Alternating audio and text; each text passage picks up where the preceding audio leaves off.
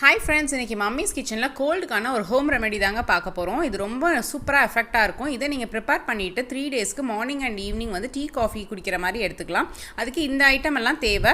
வாங்க இது எப்படி பண்ணுறதுன்னு பார்க்கலாம். ஒரு பாத்திரத்தில் தண்ணி கொதிக்கிறப்ப 2 டேபிள் ஸ்பூன் மல்லி, 2 ஏலக்காய், கொஞ்சம் இஞ்சி, ஒரு பீஸ் பட்டங்க, இப்போ நான் போட்டது சுக்கு பொடி, கொஞ்சம் வந்து பெப்பர் போட்டுக்கோங்க. பெப்பர் நான் பவுடர் போட்டிருக்கேன், நீங்கள் பெப்பர் உங்ககிட்ட இருந்தால் தட்டி போட்டுக்கோங்க. 4 புதினா இலை போட்டிருக்கேங்க. அப்புறம் கற்பூரவள்ளி இலைன்னு இருக்கும், ஸோ அது வந்து ஒரு 3 இலை போட்டுக்கோங்க. 2 வெத்தலை போட்டிருக்கேன். அப்புறம் கொஞ்சமாக வந்துட்டு துளசி போட்டுக்கோங்க. இப்போ இது எல்லாமே ஒரு 15 மினிட்ஸ் வந்து நல்லா கொதிக்கணுங்க. கண்டிப்பாக இது ஒரு சூப்பர் எஃபெக்டாக இருக்குங்க கோல்டுக்கு. சின்ன குழந்தைங்களா இருந்தால் ஒரு 1/2 டம்ளர் அளவு கொடுங்க.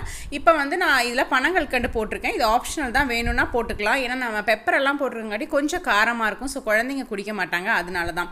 இப்போ நல்லா கொதிச்சு இறக்குனதுக்கு அப்புறமா தான் நான் மஞ்சத்தூள் போட்டு கலக்கியிருக்கேங்க. ஸோ அவ்வளோதான். இதை ஃபில்டர் பண்ணிவிட்டு எல்லாருமே குடிக்கலாம். தேங்க்யூ.